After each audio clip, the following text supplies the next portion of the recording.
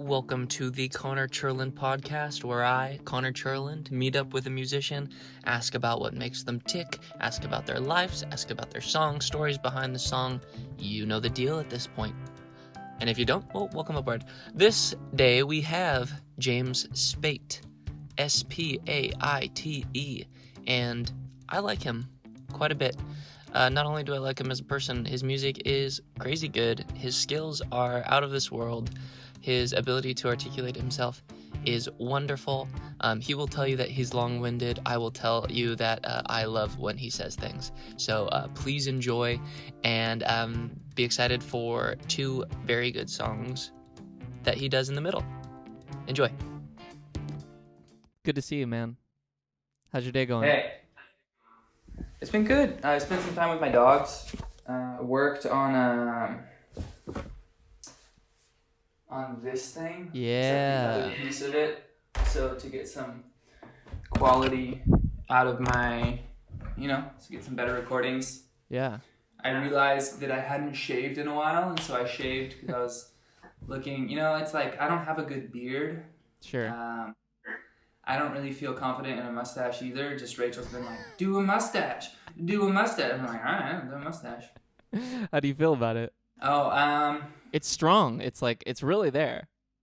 All right, that's good to know. I feel all right. My brother, I was talking to my brother the other day on Skype or FaceTime, and he's like, hey, you look full indie cottage singer-songwriter guy right now. You got your dirty mustache going on, and it's all right. That's awesome. So these walls, these are for recording to like dampen your house. Is that what it is? Yeah. So maybe this room is like overall, like that I'm sitting in right now, is like the majority of it is like 11 or 12 by like 40 feet. Yeah. Or like by like 30 feet or something like that. Yeah.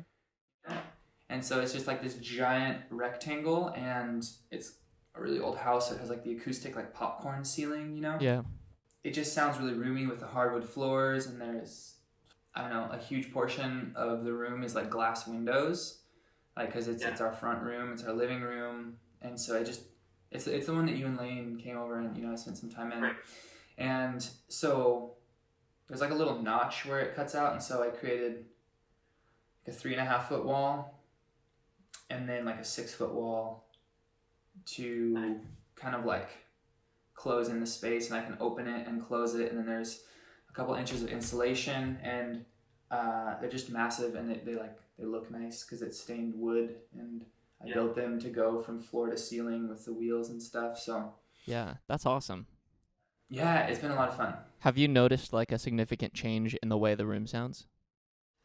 Well, a bit, but that's just with the first one up. Really, it just kind of adds another hard surface. Like if I'm on this side of the room, my office, my studio's on that side, but like on this side of the room, it just adds like another hard surface. It doesn't really do any absorbing. But once you're like on that side, you can really hear it. And then for sure, once the second wall is up, so there's not just like 6.5 feet of dead space. Just like open space that goes to this section of the room. Cool. It's kind of hard to give a visual description of this like whole thing. I mean, yeah, it helps that I'm already there. I mean, the room really is just one long rectangle at the front of the house. So I mean that I feel like not only just musically, but that will also, like, it's also just like a nice aesthetic thing for you to be able to like put your office away and like to like have a place to hide a mess if you need to last minute. If you have friends coming over or something, you could just move the wall in front of the mess.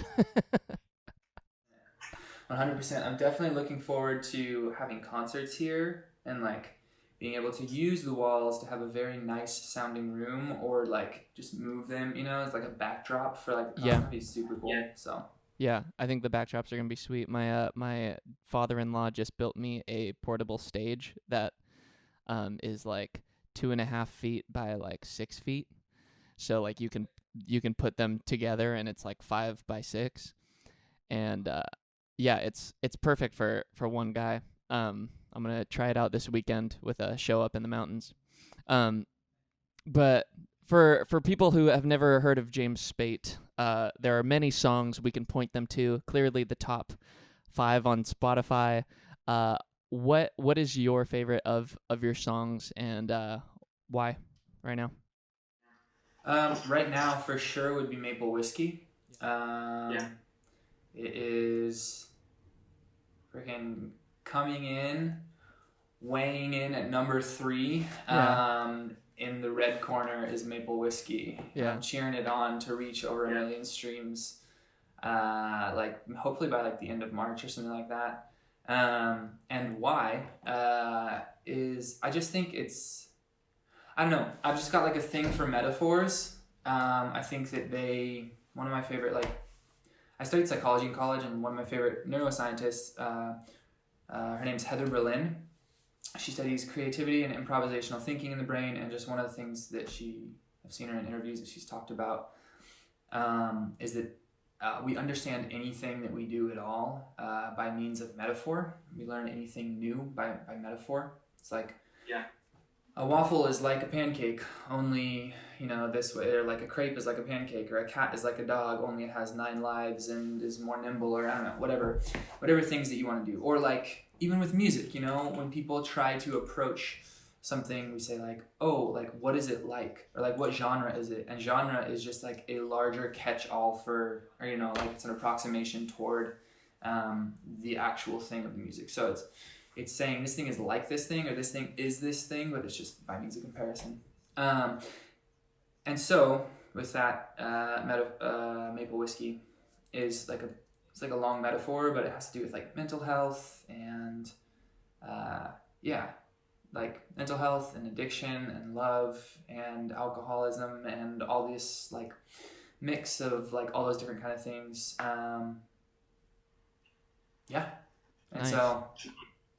Yeah, I recently bought a Tony Robbins lecture called Unleash the Power Within, and he talks about how the way that you learn anything is by connecting an unknown to a known, and you do that by metaphor. Like, you can learn, like, as soon as you're able to connect an unknown to a known, then that's how you know that you've learned it. So the same kind of thing. He was knowing what something else is like. Why is that song about addiction? Why is it about addiction? I assumed it was like a cute song because it was like, you're like Maple Whiskey, which I'm like, that's a cute thing to say about a girl. I mean, Tennessee whiskey is not about alcoholism, so like, why did yours turn into that?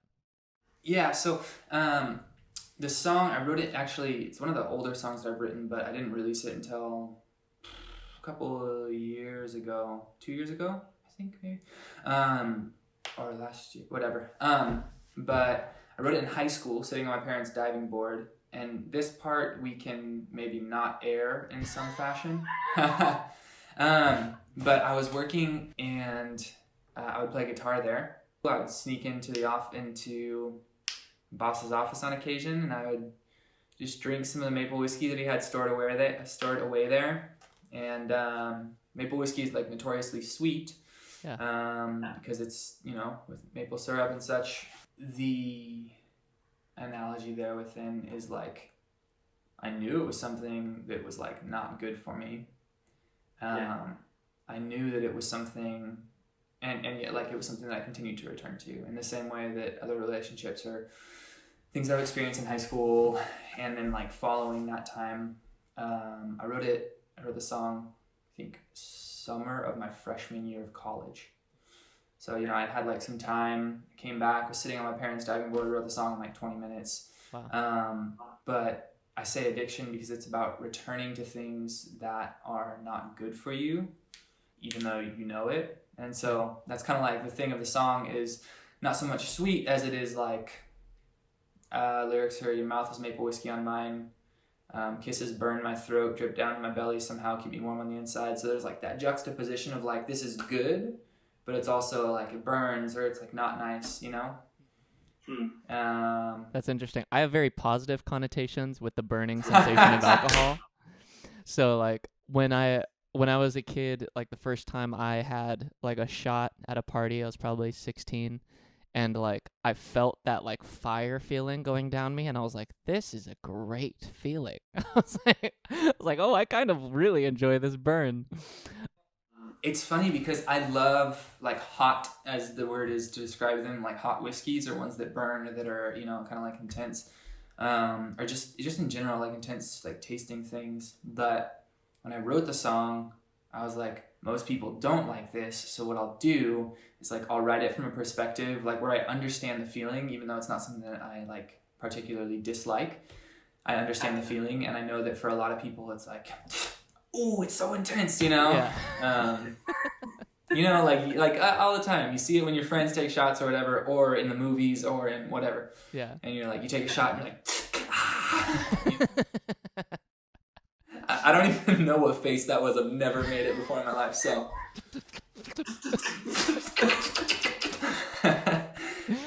When you would sneak alcohol, would you ever like put water back into it to like make the level look the same?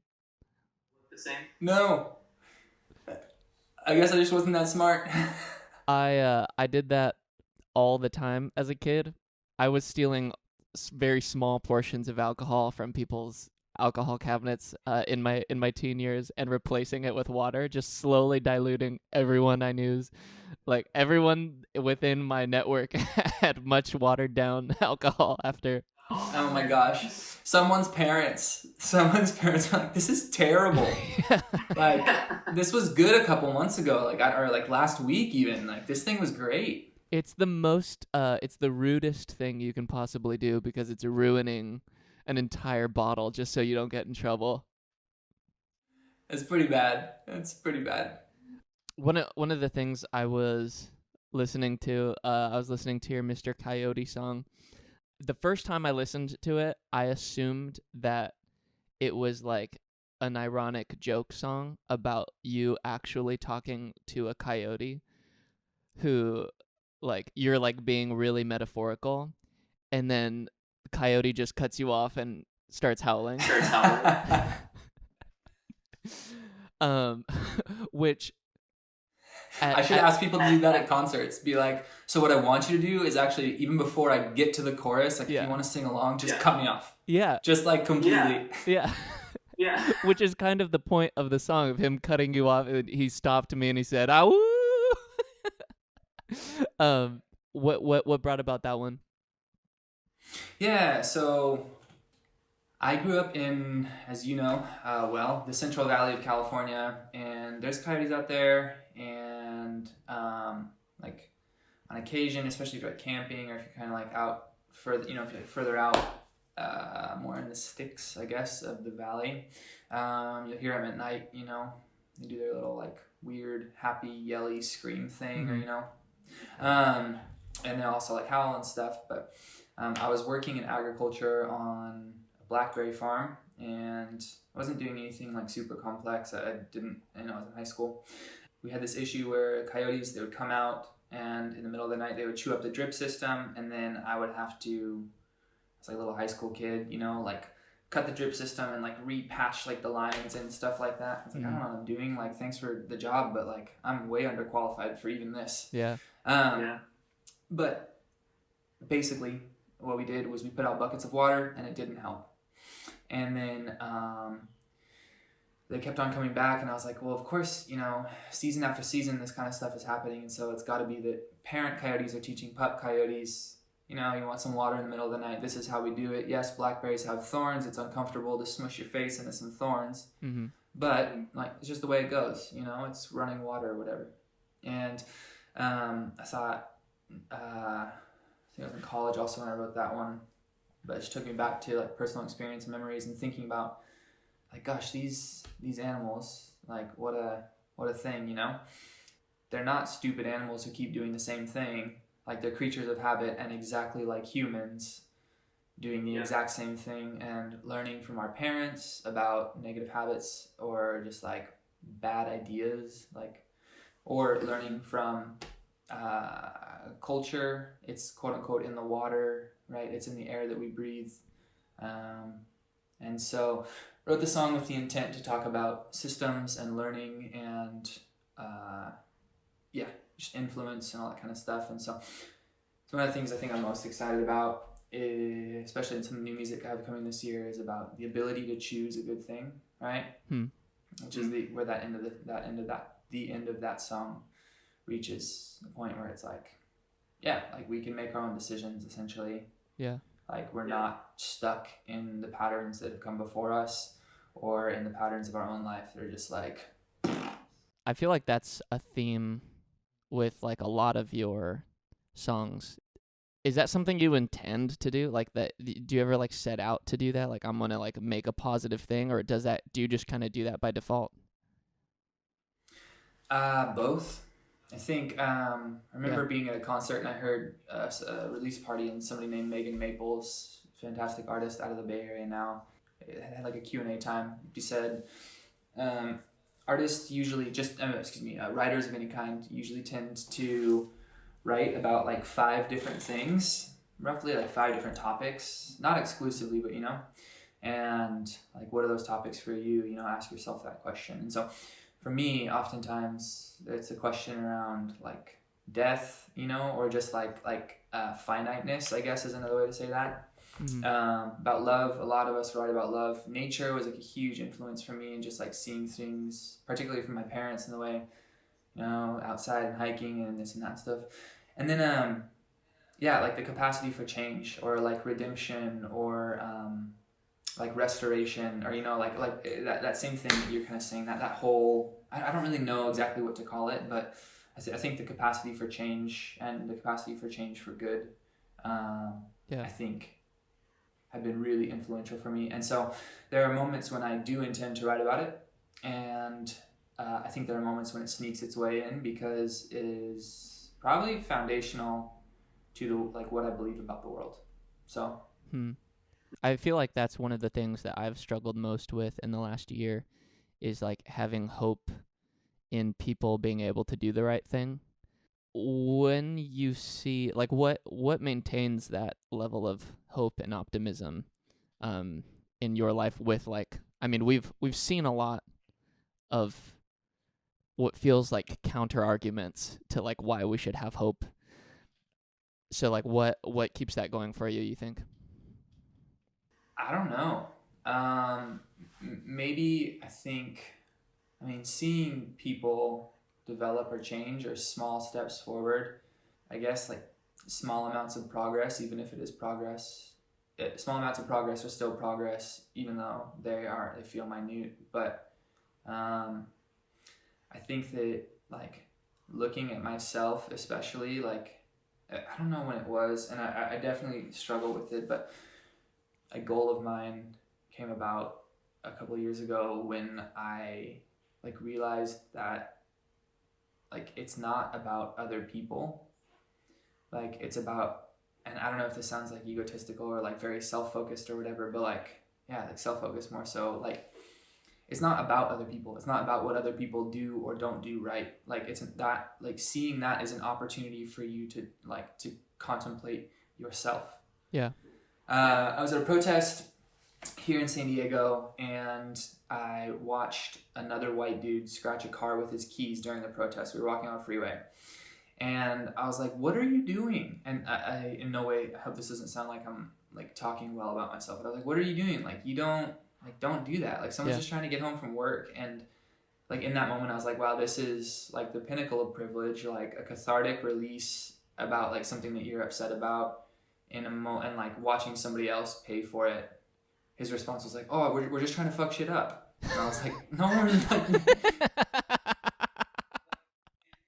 And I was like, maybe some people, but like, no, like we want, I mean, at least I want like good, positive change, hope for all, for a better future, particularly those who have been oppressed, intentionally so, like that have been intentionally oppressed by the world that we live in. And I was like, that doesn't, like you doing that doesn't help that. So anyways, with that, it was like, okay, cool. So I could be pissed off at this guy, which I was, but I think the big thing was like, are you really going to be mad at somebody else for like doing something really stupid, or at least what you see is really stupid?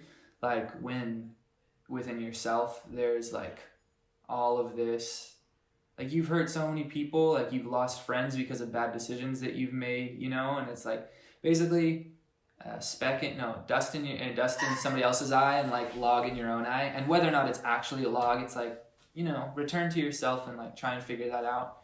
And I think that seeing the capacity, to try and change myself maybe is what gives me hope. I mean, I feel like that's a reasonable answer. Right? Like, if you are able to change and you are like other people, then other people can change and there's hope. I would agree. I mean, you are someone who is perpetually learning new things and like continuing to get better and better at whatever it is that you do. Like, and we've talked about that outside of this before, but like, what are some things that you've done outside of the past, like within the last year, to improve yourself or to make yourself better? This was not something that like I've done to make myself better. It is just a consistent opportunity that has been presented to me. It like is being married. You just have somebody who's really close to you, and they're just like, you know, you basically just like able to see through somebody else's eyes, or they allow you into their world and being like, hey, you really dropped the ball on this one. They're like, hey, that was like a major flop. What happened, dude? Yeah. And whether that's like by exact actions or like character defects or like in conversation, I think that is like one thing, and that is not really by my own doing. After the fact, like what I do with that information that's been presented to me of like, you're out of touch with reality. And being like, okay, like I need to check in with myself. Am I being a jerk? Am I like not considering what somebody else's perspective might be in this situation? Yeah. Am I, you know, like lots of other things like that. Like, should I have been more considerate? Always the answer is yes. You know. So I think that has definitely been really insightful. In terms of like by my own action, like working on myself, some things that have been really great.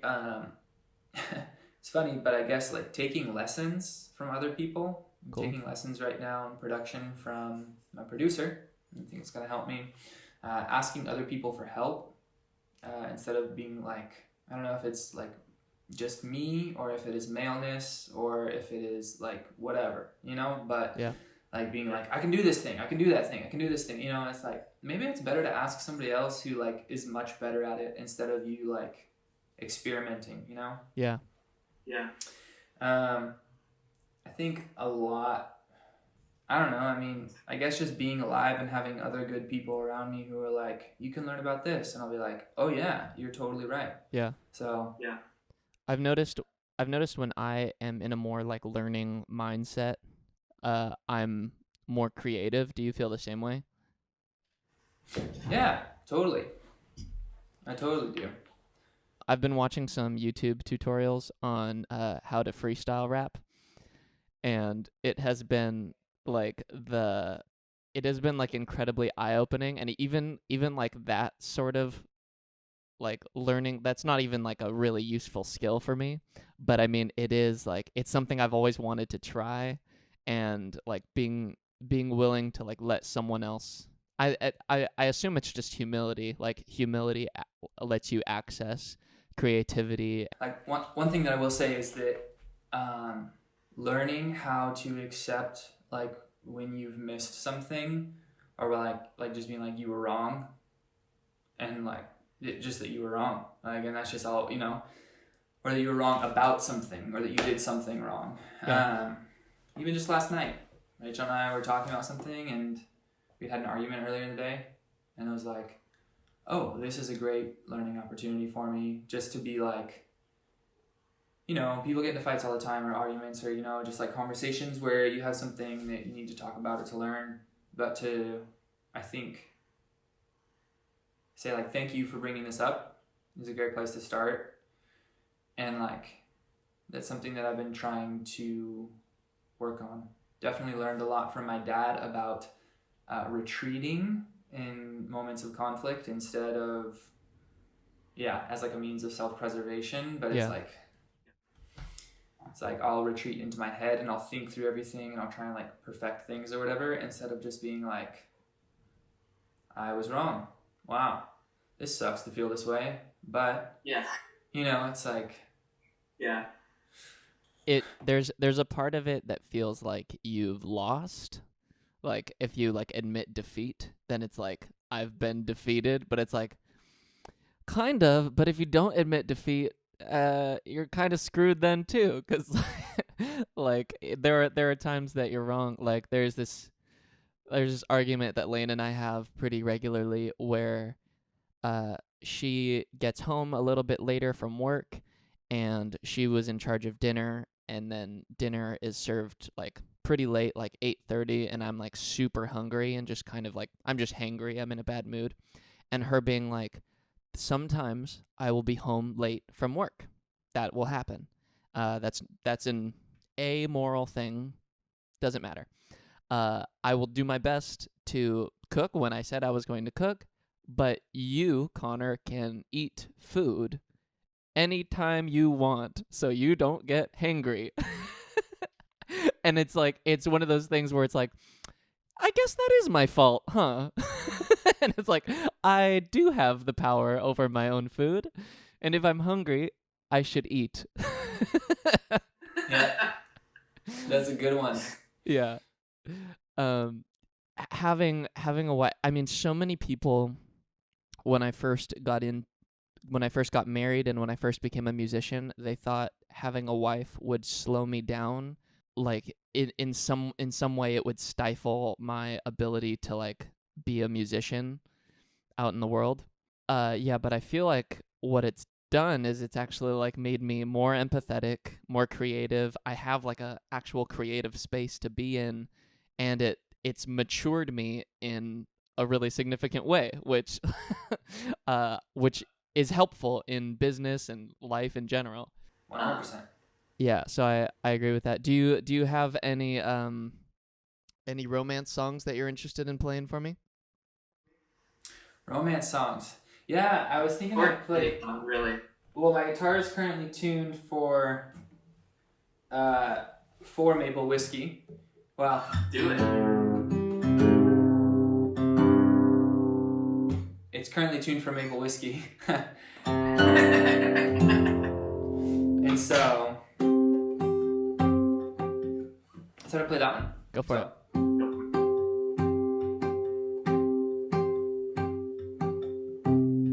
Your mouth is maple whiskey on mine.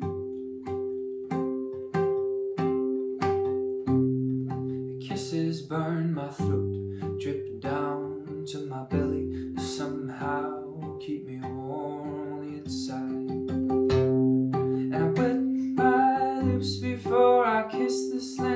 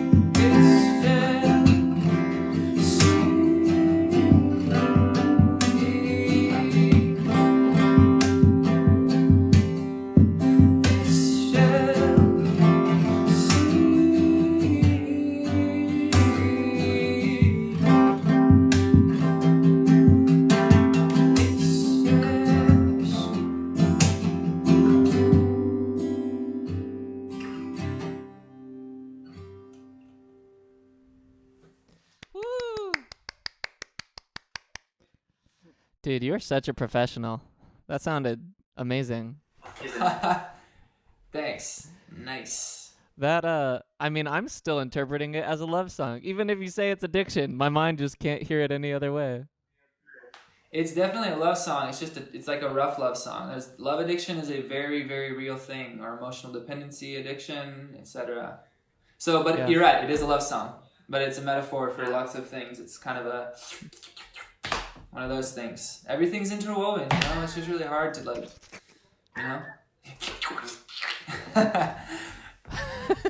That's what all of this should be. It should, instead of any type of interview, when it is compiled or shared and stuff, it should just be us just making different faces. Perfect. I had a great interview with James. Here, check it out. Exactly. I mean, it's a perfect teaser. They'll know what they're getting. Your style of playing, the like Spanish guitar, the percussive style, like when did that get formed in you? Was that like always what you intended to do, or did you like graduate into it? How did that start? So me and guitar, my brother was gifted a guitar by my parents. I have it here in this room, actually, and so my brother was gifted a guitar by my parents. He didn't really play it very much, and so I said, cool, this is mine now, thank you. And I was, I don't know, pretty young, and so I learned a couple of, like box chords, just like standard stuff from my dad. And then this was when YouTube was taking off, like at its inception, and I saw like Andy McKee and like some other players, but anybody from like Candy Rat Records. But the big thing really was a bass player named Victor Wooten. And I was like, wow, this guy can do this kind of stuff on 4 strings with like harmonics. If you haven't listened to his like Amazing Grace cover, it's just like freaking nuts, just bonkers. How do you spell his last name? Wooten, Wooten. Cool. And then it kind of eventually became what it is today. I like started with the drums. So this kind of stuff is like super natural. That was like my first instrument was the drums. And then for like tappity tap stuff, like this is not a good tuning for like tap guitar, but like piano was like a big influence there for me, as well as like harmonics. In terms of like flamenco or Spanish guitar or anything like that, I'm actually not very competent there. I like could do a little bit of stuff, like some like tremolo picking or whatever, but I'm not like by no means am I a classically trained guitarist. I wish that I had been.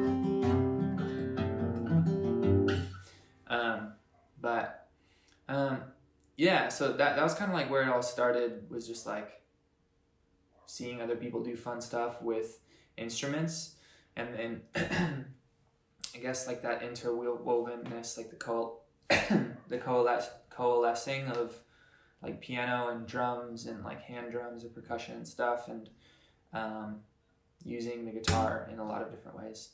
No, I mean, it's impressive. If anybody wanted to like figure out how to do that sort of a thing, would they start with the percussive piece and then just slowly add in notes, or like how do you even get started? Yeah, totally. So where do you start? I mean, anything with like a piece of music, I think, is the feeling first. So like, how do you want it to feel? And then oftentimes we'll start with the drums or whatever. It could start with melody, but like where do you want a kick to come from, or the feeling of like a low end? Where do you want a high end? Like, where do you want all these sounds to come from out of the guitar, and what actually sounds the best, and what is actually accessible and functional to play at the same time, especially if you're doing some type of songwriting along with it. And so, and then from there, considering chords, and I'll use like a lot of alternate tunings to create different stuff. And so some of them I'll just, like I created.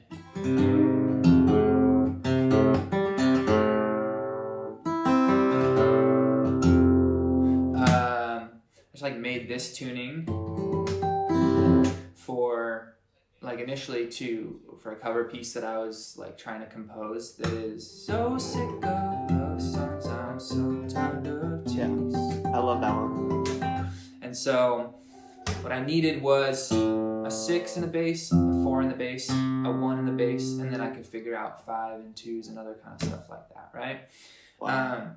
And so needed melody. So that's primarily sits on these few strings, and then melody, particularly from the harmonics. And so you don't have to, but it's easiest to have open strings for harmonics. You can also do pinch harmonics, like all that kind of stuff. But yeah, I mean, I would say start at the feeling of a piece, and then work in things like a melody. Where do you want the melody to come from? Do you want it in the harmonics? Do you want it in, your left hand and your right hand? Basically just keep on asking the question, what and where, or like what and how, like a bunch of different times, and you'll eventually come to something. And then just like each time just ask yourself, do I like this? If somebody else was playing this, would I be like, this is freaking sick? You know what I mean? Or like, I enjoy this. Which kind of is like a fun way just to write music in general. Like if somebody else is doing this, would I really still enjoy this? Or would you be willing to play that song now that you've already teased it? Totally. Heck yeah. Yeah.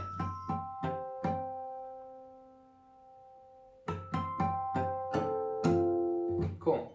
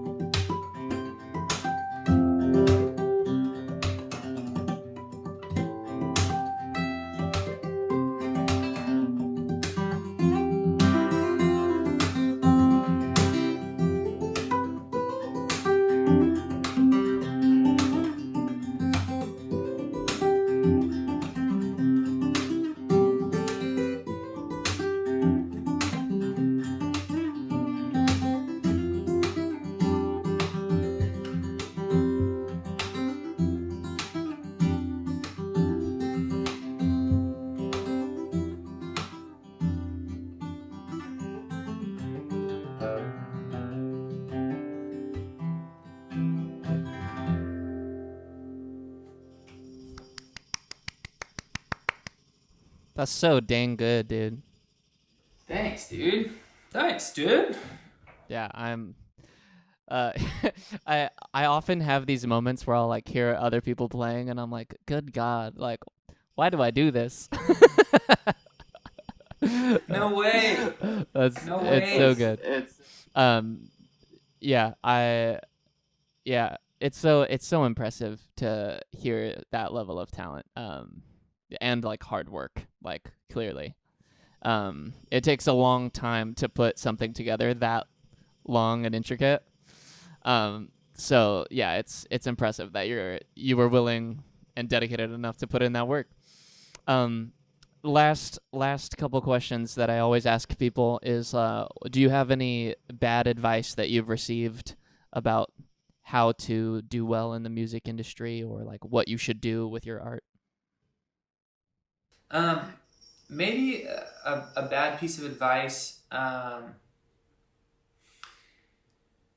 think often, I don't know that it's bad, but I think that at the moment, I'll talk about it because I feel like it's currently like misleading, right? But I think people will talk about like where to put your energies, right? And there are things that people will suggest to put your energies into, right? So for example, like making a ton of of content for the internet is not bad, but I also don't know if it's the most effective way to really interact with people, or if it's like playing into the unfortunate realities that are like at hand. I think they're like meaning like algorithms and different things like that. right. I think that there are other ways to go about it, but it's just we live in such like a fast-paced like time and space, like basically like between Forema Forever Ago and like Bon Iver and 22 a Million, like there was like a bunch of space. You know what I'm saying? Like, yeah, like they were touring and stuff, but like there was like a space of like a couple of years between each record. And yet here we are, like we all still, anything from Bon Iver comes on. And I think all of us are like, man, what a point in time, you know what I'm saying? Like, dang. Or like another incredible example is Black Messiah by D'Angelo. There's like a ton of time between Brown Sugar and Black Messiah. I think upwards of 10 years. I think it might be like 13 years. That's crazy. It's wild, but Black Messiah's freaking, you talk to anybody, yeah, Black Messiah just freaking like a staple, just so good, like such an incredible album. But it was just like a lot of time, and I don't know, I think that at the current moment that there's like post 6 times a week on Instagram and post 10 stories a day, or I don't know, like whatever, like that kind of stuff, or like try and run a pre-save campaign before all your music, and it's like, is that like, I'm not even convinced necessarily that all that stuff is as important as it seems, or if we're all just like trying to tailor our work to like, they're not get rich quick schemes by any means, but like I don't know. I just, maybe I'm naive, but I just think that there's like other ways to go about it, Pre-saving is great, like don't get me wrong, but it's like if you're an artist, like don't put all your energy into a pre-save campaign. Like do something else, like live stream a show, like figure out how to do it, or like we're in the middle of a pandemic, like play a concert for 3 people from 40 feet away. Like just, I mean, if you have that kind of space or that availability, you know what I mean? Like if a lot of us, we can't tour right now, we have like probably a lot of time on our hands. There's just like lots of different ways to figure out how to make it. And meaning like financially, like to make ends meet as well as to grow and that kind of stuff. And I just don't know that like in a world full of puppies on Instagram and hundreds of thousands of artists like releasing music and like TikTok algorithms and like all, like all this different kind of stuff, like that just like working your buns off is like the best way meaning like just produce, like squeeze every last like possible inch of creativity out of yourself. At least in that way, I just, at least at this point in time, I don't know that I'm convinced that those are like, yeah, like the best ways to do that. Yeah. What meaningful ways have you come up with to like interact with your fan base as like a juxtaposition to the like 6 posts every week, 10 stories a day kind of a thing? I don't know. Like, you know, like, I mean, because it's like, are they going to, like, one, or like, is anybody actually going to get those like 6 posts like like per stretch, you know?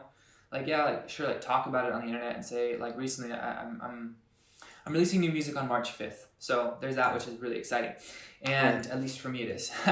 Yeah. And I've been, you know, like posting on Instagram my stories like, oh, something cool, I'm going to announce it on Wednesday.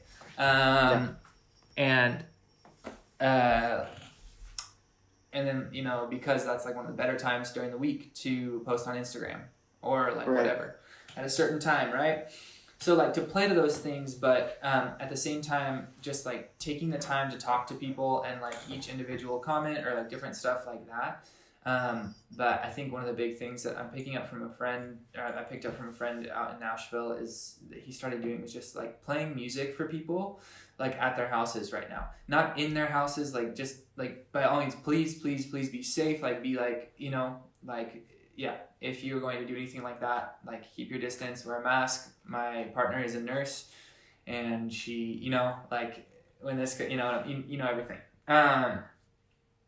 Be safe, be responsible, but like figure out creative ways to do stuff. And so it's like, yo, if you can play a show like for 5 people from like 30 feet away,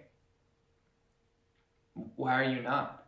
I don't know. I mean, like every single one, yeah. And then, so there's that as well. I've recently been thinking about this after listening to a podcast. But basically it's like the idea that if you had an infinite amount of lottery tickets, why would you not use, or like just like keep going to collect them? If you could collect an infinite amount of like lottery tickets, why would you not keep going to collect them? And so treating posting on the internet a little bit more like that, right? Of like, except what you win in that lottery is like human interaction with one person, right? So like, I guess maybe it's just like a shift of mind, because it's like I'm not like posting numerous times every week and trying to keep people on the Instagram app so Instagram keeps making more money, because that's the only thing they really care about, and that's why they started doing all their sponsored ads and all this kind of stuff. It's like they don't care like what kind of content is like getting pressed around, like, and so you might as well just do your own thing anyway.